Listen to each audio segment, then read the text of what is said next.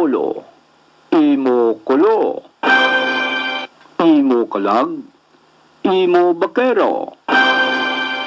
Para ikaw makasiguro, Biblia ang basihan mo.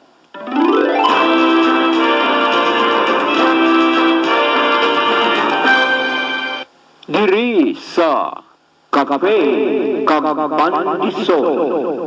Kape Kagpandisol. Upod sa kay Pastor Ruvel Marañon. Kape Kagpandisol.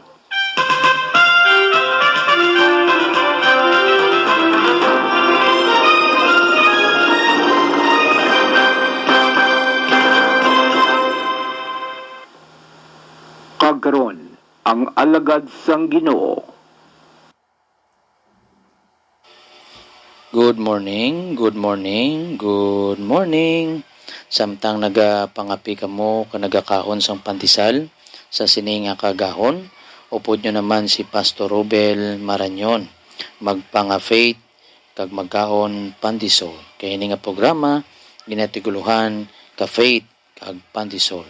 Parang aton nga faith mag-increase, kang aton nga soul makakaon sang pulong sang Ginoo, buksan taliwat sa pagpadayon sang aton nga ika-third part sang The Parable of the Prodigal Son. Basahon taliwat mga utod, Luke 15 verse 11, no? Kag pakadto sa verse 32. Siling diri dayon nagsiling pagid si Jesus, may isa ka amay nga may duha ka mga anak nga lalaki. Ang manghod nagsiling sa yamay, tay, iatag sa akon ng parte sang palanoblion nga para sa akon.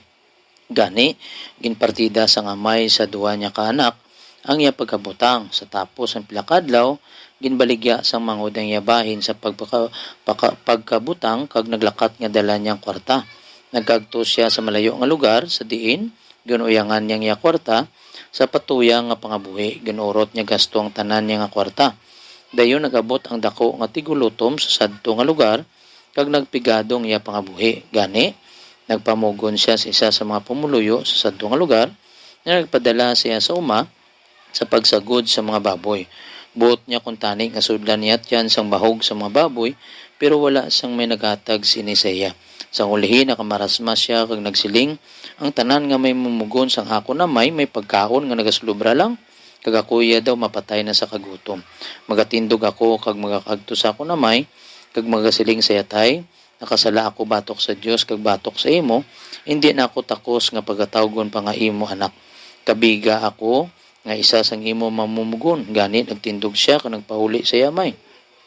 Malayo pa sa sila balay sa makita siya sang yamay, ang tagipusoon sa yamay napunan gid sang kaluoy.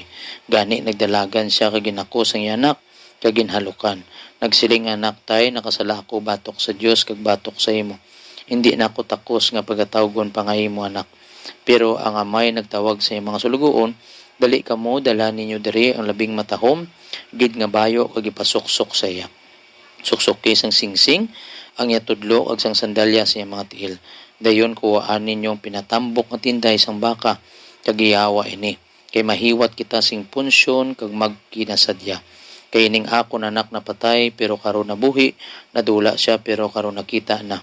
Kag nagsugod sila sa pagkasinadya. Sa amo man nga tion ang anak nga magulang yadto sa uma, sa nagpauli siya kag naginampot na sa balay, nabatian niyang tinukar kag sinaot. Gani king patawag niyang isa sa mga sulugoon kag ginpamangkot, may ano diri? Ang sulugoon nagsabat, ang imo uto nagpauli kag si tatay mo nagpaihaw sang pinatambok nga tinday. Sang baka tungod kay nakapauli siya nga wala man na naakigid ang magulang nga utod kag hindi siya magsulod sa balay. Gani iya amay nagwa kag naguluulo sa iya nga magsulod. Pero ginsingad na niyang iyamay, tanawa bala, sa sulod sining mga tinuig nagpangabudlay ako sa imo nga daw sulugoon mo. Kag bisan ka isa lang wala gid ako maglapas ng imo mga sugo. Anong ginahatag mo sa akon? Wala mo gani ako matagi bisan tinday lang sang kanding. Agod magkasadya ako upod sa akon mga biyan. Pero ining anak mo nag-uyang sa imo pagkabutang upod sa mahigko nga mga babae. Kag sang pagpauli niya, ginihaw mo ang pinatambok nga tinday sang baka para sa iya. Nagsabat ang yamay, anak ko, ikaw imo yari man permi upod sa akon, kag ang tanan nga akon imo. Pero dapat magkasadya kag magkalipay kita. Tungod kay nga muutod na patay pero karon nabuhi, nadula siya pero karon nakita na. So mga utod amo na yung katatlo nga parte, no? Nami no kaya ang parable of the prodigal son ging clear tagid ka ginpat-pat tagid kay tatlo di ka attitudean mo. Ang attitude sang manghod, ang attitude sang amay, ang attitude sang older brother. Hindi ta gusto nga kumbaga do isimplihon mangin summarize na lang no. So dapat gidya maidiid kay para ma-reflect naton sa aton kaugalingon kung diin kita dira kaga maka-insakto ang aton nga pagsunod sa ginatawag nga biblical standard. So utod diri kita masugpo no sa attitude sang isa ka magulang. No ginambal to nagligad nga sa tradisyon sang Diyo dapat ang magulang amo ang manginhos no kag mag-celebrate sang iyang brother's return. Pero nag-remain siya nga hindi siya magsulod sila balay kag kay na umaga na imon siya. Ini nga giyo utod kumbaga this is a public disgrace upon the father. Insulto niya yamay no dula iya respeto. Pero still the father with great patience goes to his angry and hurting son. No? He does not rebuke him way ginakigan sa sinang aksyon nga ka-disrespectful nga address sa father. No, desisyon na niya sa amay, di ba? Dapat respetuho niya pero ginambala niya pa da. Look, he says, instead of addressing him as a father, why na sa nagambal nga pa o tay? Pero gamba sa look. So, grabe na gid niya nga kaakig, no? O, kay dapat mambal na sa nga, oh my Lord, my Father. Pero why na gid sang kompasyon. Kag why na sa pamati sang mga ginatawag nga pag-explikar sang yamay. The boy appealed to his father's righteousness by proudly proclaiming his own self-righteousness in comparison to his brother's sinfulness. Dumiamo kita ning attitude, no? Kumbaga do ginalantaw tiya bilang degree sang sin. Ako ya mas mayo, siya ya malain. Hindi gali. Dapat ya tulokon tiya base sa tagipusoon sang amay. Kay draya makambal ka, wala-wala gi kuya. Kay perfect na yung aton amay mo. Kita ya makasasala. No?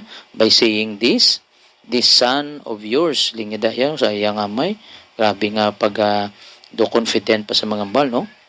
The old brother avoids acknowledging that the prodigal is his own brother. The way na ginakilala nga utod niya to, no? Nga atong nakasala niya nga utod, yung pagtawag niya to, kumbaga nagpatuyang kag nagupod sa mga babae, no? Pero wala man to gani ginmit lang, no? Dra lang niya sa iyaya nga statement. Just like the Pharisees, the older brother was defining sin by outward action. Kumbaga sa ilaya kung paano mo sundo ng layi nga makita, pero ang emphasis sang pulong sang Ginoo inward attitude mo, no? Amo nang Luke 18 verse 9 to 14.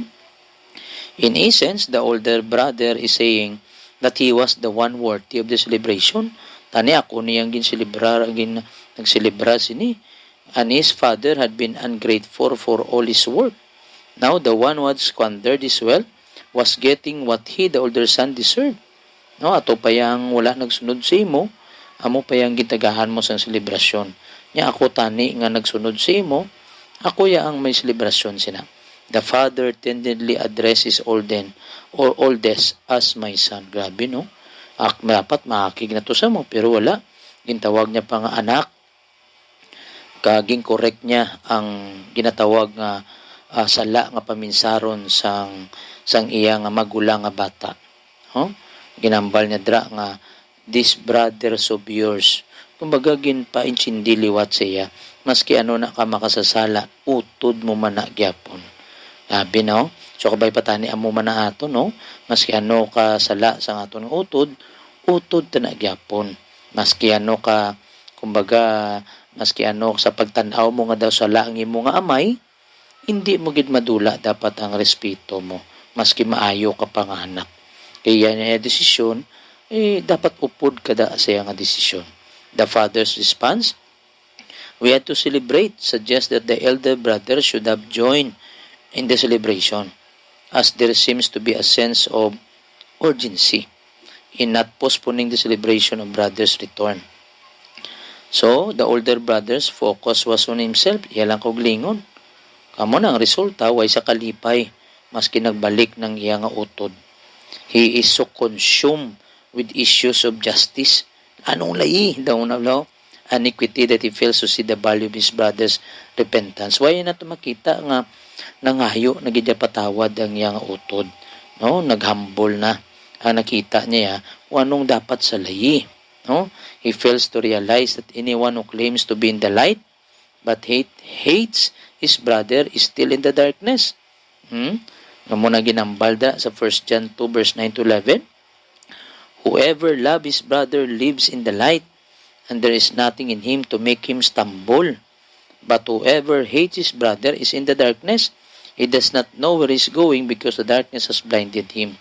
So, ang older brother allows anger, ang kaakig, to take root in his heart to the point that he is unable to show compassion toward his brother. And for that matter, mga utot, he is unable to forgive the perceived sin of his fathers against him. He prefers to nurse his anger rather than enjoy fellowship.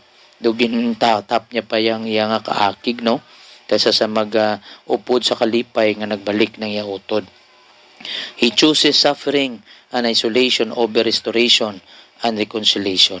No? He sees his brother's return as a threat to his own inheritance. Basikwao niya naman ng akon nga manggad. After all, why should he have to share his portion with a brother who squandered his? And why hadn't his father rejoiced in his presence through his faithful years of service? So, ang wise father seeks to bring restoration by pointing out that all he has is and has always been available for the asking to his obedient son. Ngayon mo manitanan o putaman ka. No? Kumbaga, the older son never utilized the blessings at his disposal. Similar gini mga utod sa Pharisee nga kumbaga sa ilang reliyon, pakita nilang good works. They hope to earn blessings from God in their obedience merit. Pero they fail to understand the grace of God and fail to comprehend the meaning of forgiveness. So, it was therefore not what they did that became stumbling block to their growth, but rather what they did not do which alienated them from God. No, they were, kumbaga, nakita natin nga dapat pareho kay Jesus Christ, gin-receive, kumbaga, gin-forgive ang mga tao na nakasala, pero sila wala na nagpakita sila. We do not know how this story ended for the oldest son, but we do know that the Pharisees continued to oppose Jesus kag nag-separate Gislea despite the ang father's pleading for them to come in, no, ining older brother na gin-refuse niya. Amo man ni sa mga Pariseo kag skribo, no, amo na nga ang a tragic ending to story filled with such hope, mercy, joy, and forgiveness. No? Nakita naton nga the picture of the father receiving the son back into relationship is a picture of how we should respond to repentant sinners as well. No? Kay kita tanan man makasasala kag fall short sa glory sang Ginoo. We are included in that all, and we must remember that all our righteous acts are like filthy rags. Dito ginatani pagalipatan mga utod. Maski ano kita katutom subong sa Ginoo, no? Nangin masinulundon kita. Pero hindi tayo pag ilang taon ng iban nga dumas mayo ka na, kagang iban niya makasasala. Kag daw amo na blahang nagapugong, hindi ka man ka extend sang patawad, nga gin-extend man sang patawad sang Ginoo sa imo. It is only by God's grace, di tayo na pagkalipatan. It is only by God's grace that we are saved. No? Hindi sa grasya sang Ginoo, wala ta naluwas Hindi sa grasya sang Ginoo, hindi ta ni mabatyagan ang relasyon ta nga hugot sa Ginoo. Amo na nga dapat i-maintain ang attitude ta nga humble ta gyapon. Klaro gida na not by works that we may boast of. Butang gina sa Ephesians chapter 2. No, verse 9, Romans 9:16, kag Psalm 51 verse 5. So mga utod, tatlo ka parte ang ginesplicar naton. ang tagipusoon sa ngamay. Ready gid siya mag-forgive sa mga sinners nga manambalik siya. Kita naman nga nakasala sa younger son, tutuod ang pagkahambol ta. Kagibalik tang tutuod man nga serbisyo bilang pasalamat nga gin-akseptar kita. So sa mga older brother naman, hindi kita mangin matinastaason. Hindi kita madula respeto sa aton amay. Kabalo na siya. No? Kagabay nga upod kita sa selebrasyon nga madamo nga tao nga manumbalik sa Ginoo. We need to spread the gospel with all our sincerity. Kaya mula ng pamaagi nga makabaton sila kay Kristo Jesus bilang Diyos nila kag manluluwas. So mga utod, rin na lang ini nga programa, ka-faith kag pandisol. May the Lord had blessing upon hearing the word of God. God bless.